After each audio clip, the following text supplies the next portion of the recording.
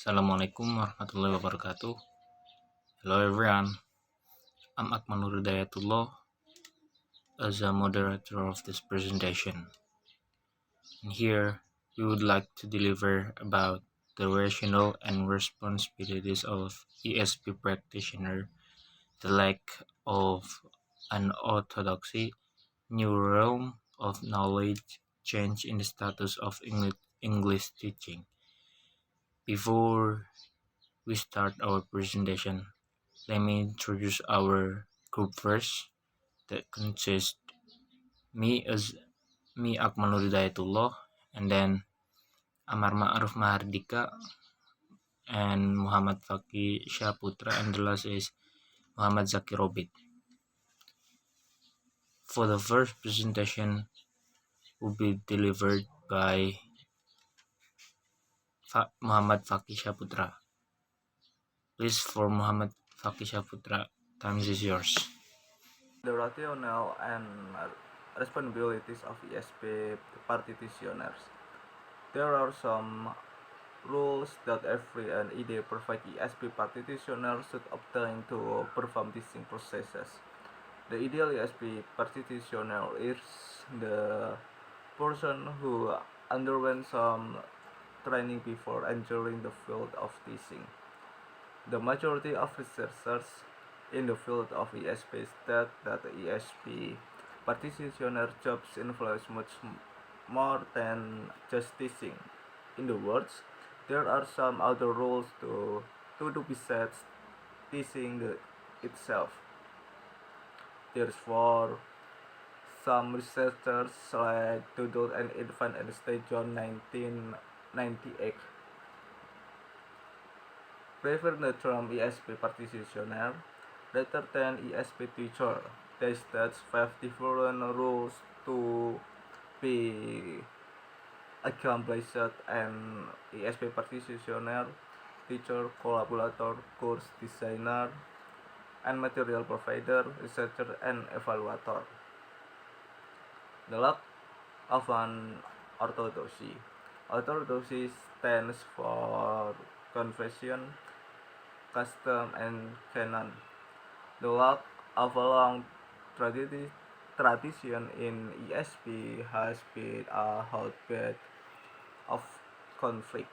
Earlier in the developing stages of ESP, there was no difference between ESP and EGP, course, material, and text.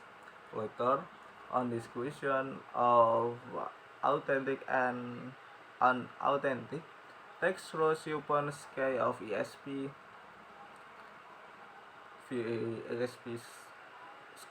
Scholars promote and didn't promote the use of authentic text.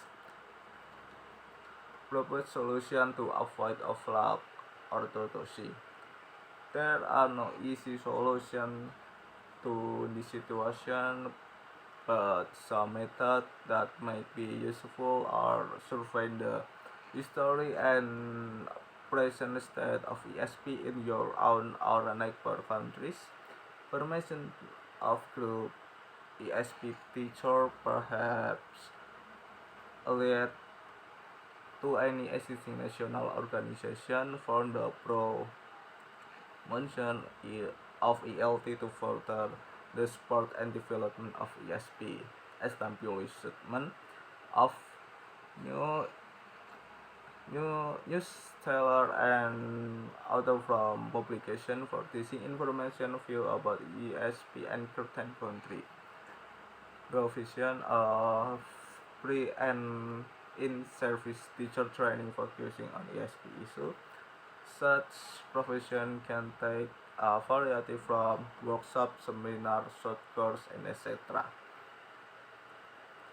There can be such thing as authentic in ESP in the sense that usually be seen that different types of will be recorded at different state of a course depending on we want text for example, A. You want the learners to realize how much information they can get from text being the application of a certain strategies. In this case, you can be target situation text to make the exercise more realistic. B. You want to do a jigsaw reading task, such as annihilation to chapter. If you insisted on using target situation text here, you could be searching forever to find the appropriate ones. In this case, it is activity that in the greatest importance, and so the text can be constructed to generate the best activity. See, you want to illustrate a particular sense pattern of degree pattern, can find the target situation that meets. If not a problem, your purpose is to make applications underlying structure. The situation text makes later confusing because there are a sort of other thing text according to Allen and Windows on 1974. Okay, thank you, Mr. Akmal. And then my name is Muhamad Robith. I want to explain about the example of concept of authenticity. There is therefore no intrinsic merit in an authentic text. What we have to do is once more to see the text as part of a teaching or learning process. The question should not be, is this authentic? But what role do I want the text to play in the learning process? We should looking not for some abstract concept of authenticity, but rather than practical concepts of famous to the learning purpose. In this sense, it can easily be seen that different types of text will be required at the different stages of a course, depending on what we want the text for.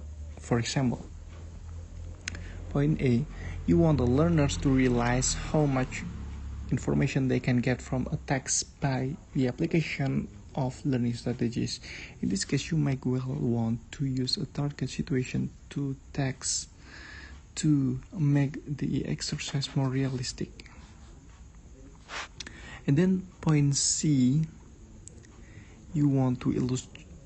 Point B, you want to illustrate particular sentence pattern or a discourse pattern. If you can find a target situation text that fits, use it.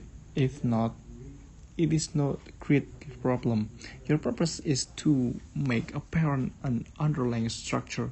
A target situation text might be rather confusing because there are all sorts of other things in the text too, according to Allen and Widowson, 1974. Point D, you want to illustrate the importance of layout as a clue to a reading comprehension.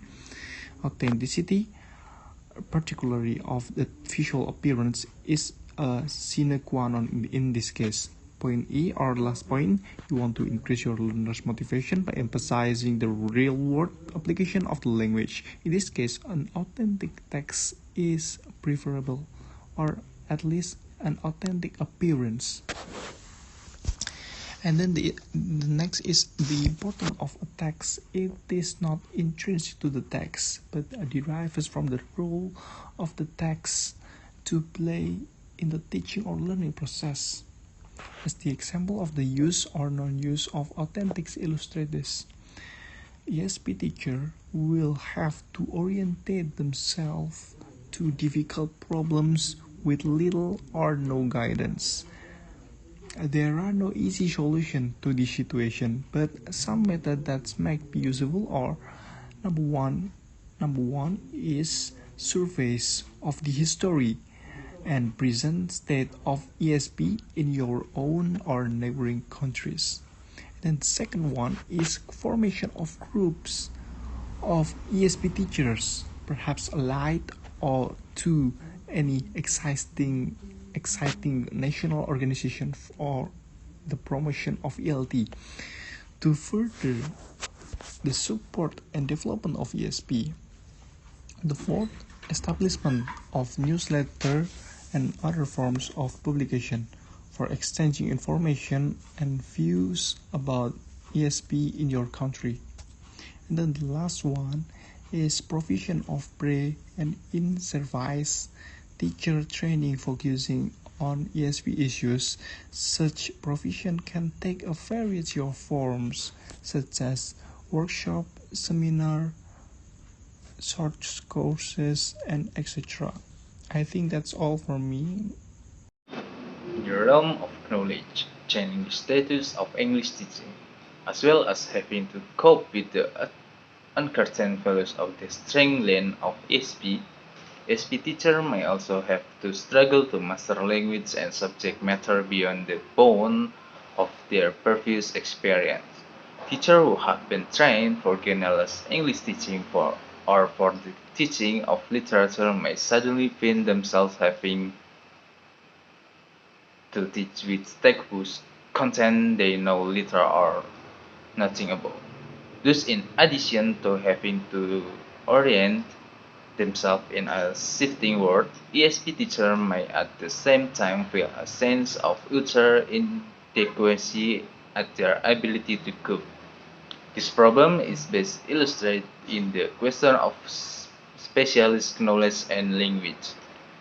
We need to look at this in a broader context if we are going to be able to come up with a reasonable answer. We need to ask ourselves there are three questions. The first one is, does the content of ESP material need to be highly specialist?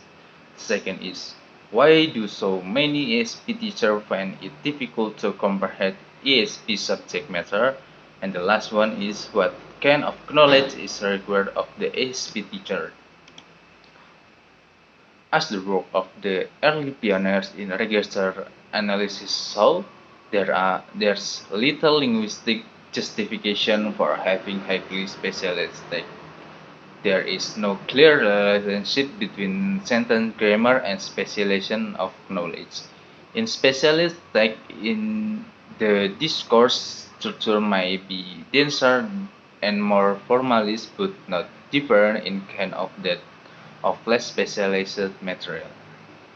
There may well be a heavier load of specialist vocabulary, but this need to make it more difficult to understand. Indeed, it may make it easier because many such terms are internationally used. In short, the linguistic knowledge need to comprehend the specialist text in little different from the German comprehend the general text.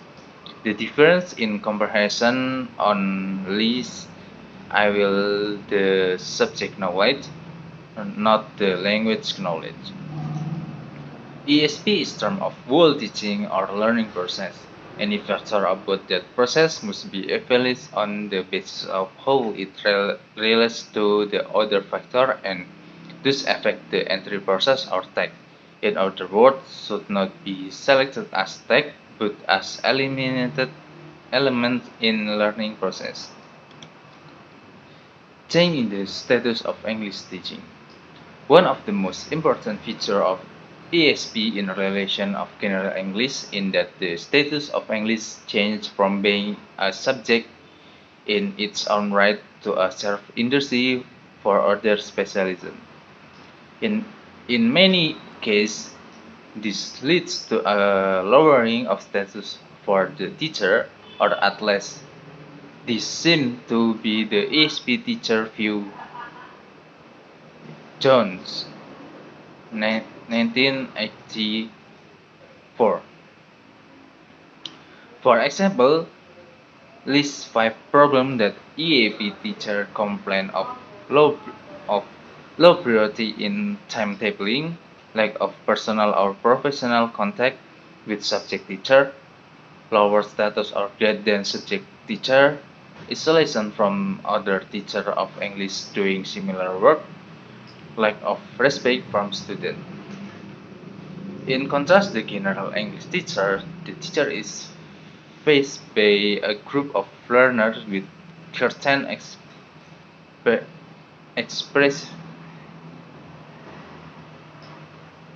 expression as to the nature, content, and achievement of course. Okay, here I would like to explain about the reason for having a subject specific. The first reason for having a subject specific approach rests almost entirely on two effective factors generated by the learner themselves, and two, face validity. Subject-specific material look relevant, and then familiarity. If learners have got used to working with a particular kind of text in the ESP classroom, they will be less apprehensive about tackling it in the target situation. These factors should not be discounted. They are very important to learners, but having analyzed the reason why learners often demand subject-specific text, we can try to work out a strategy for dealing with the problem. Conclusion: we have dealt in this final chapter with some of the features that distinguish the role of the ESP teacher from that of the general English teacher. We have shown with example how in a learning-centered approach it is important to balance all the factors involved in the teaching-learning process. In this way, the difficulties that many ESP teachers encounter can be reduced.